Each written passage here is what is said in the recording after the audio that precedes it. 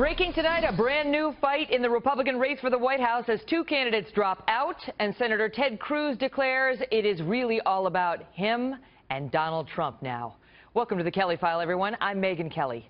Governor Chris Christie and businesswoman Carly Fiorina today called it quits on their respective runs to win the Republican nomination, leaving a field of just 6 major candidates on the GOP side. At the top, Donald Trump, the man today celebrating last night's big win in New Hampshire, and Senator Ted Cruz, who claimed the top spot in Iowa last week and outperformed expectations in the Granite State. And now the focus moves on to South Carolina, where Senator Cruz is telling voters the only way to stop Trump is to support him, Cruz.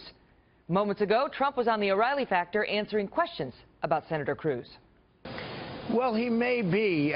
He may be, but I really view them all. Look how fast things can happen. I thought Marco would be there, and Marco had a bad debate. We have a big debate coming up on Saturday night. We'll see how it goes. So far, I've liked the debating. It's worked out well for me. Senator, great to see you. We know that you are there for an important vote today, and we'll get to that in a moment about North Korea. But first, we want to ask you about this race. Now, Donald Trump has come out in the wake of his big win in New Hampshire and said this, as he said before, is a movement. And members of the press are now saying that he may be unstoppable in his path to the nomination. Your reaction to that? Well, listen, last night we had a fantastic victory, and it was the second week in a row that the voters defied the media pundits.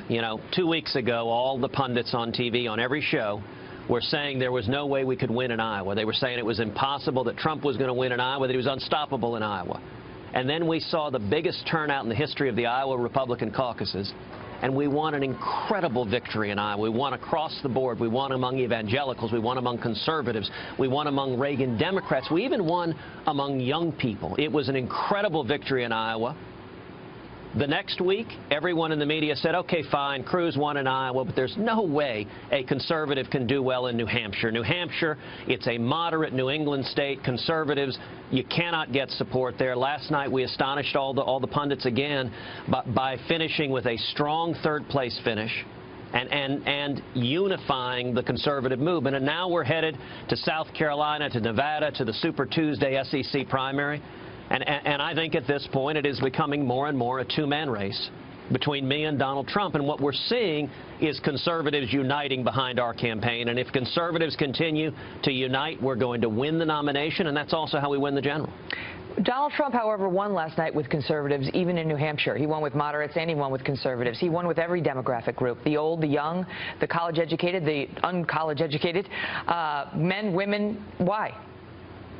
Well, look, Donald had a good night last night. Now, New Hampshire is a good state for a liberal Republican. New Hampshire is a good state for a Republican like Donald Trump, who spent the first 60 years of his life describing himself as very, very pro-choice, supporting partial birth abortion.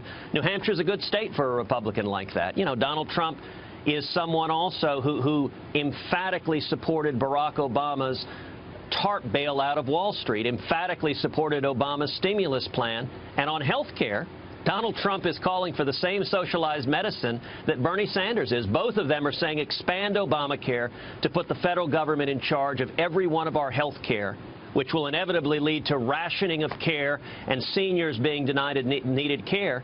Those views resonate pretty well with a moderate to liberal audience. I'll tell you, in the state of South Carolina, I don't think people are interested in someone, a Republican candidate who's pushed partial birth abortion, who won't defend marriage, and who supports big government bailouts. I think they're looking for a strong and principled constitutional conservative, and that's why our support continues to surge as we're seeing that old Reagan coalition coming together. We're seeing conservatives and evangelicals and libertarians and young people and Reagan Democrats uniting, and that's what it's going to take to win. Now, he says that bit about the Obamacare line is not true, that he doesn't support that. He used to be in favor of single-payer health care.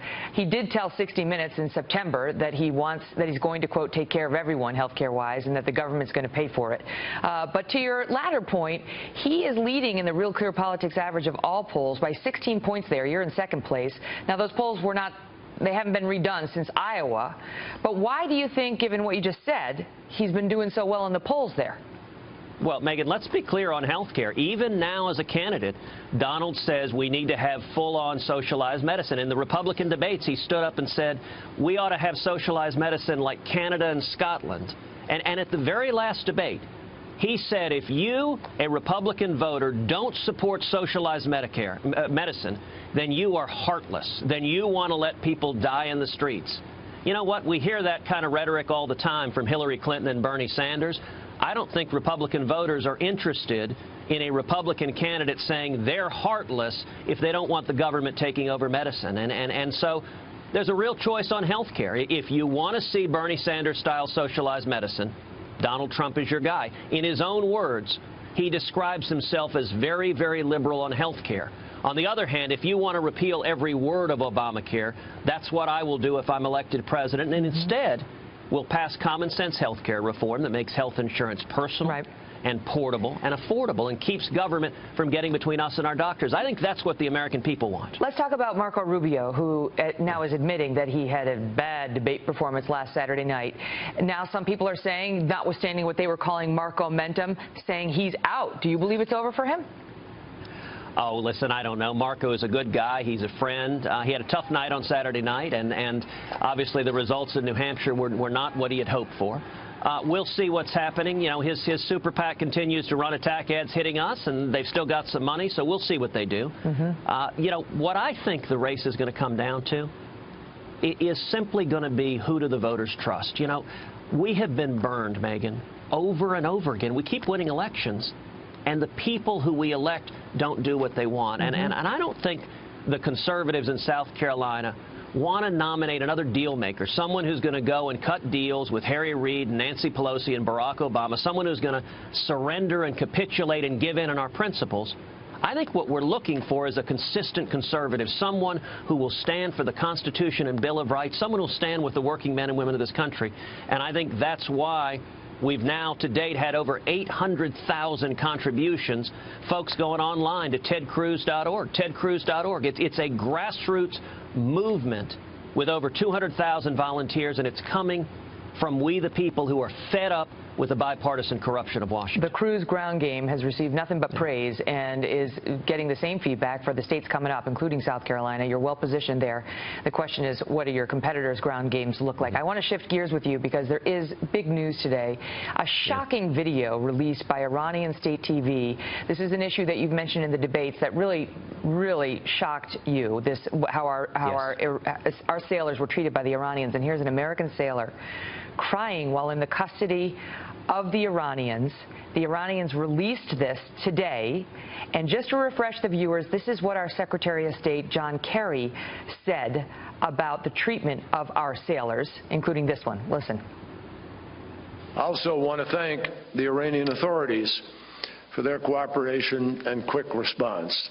All indications suggest or tell us that our sailors were well taken care of. And that is a testament to the critical role that diplomacy plays in keeping our country safe, secure, and strong. He thanked them, Senator. He thanked them.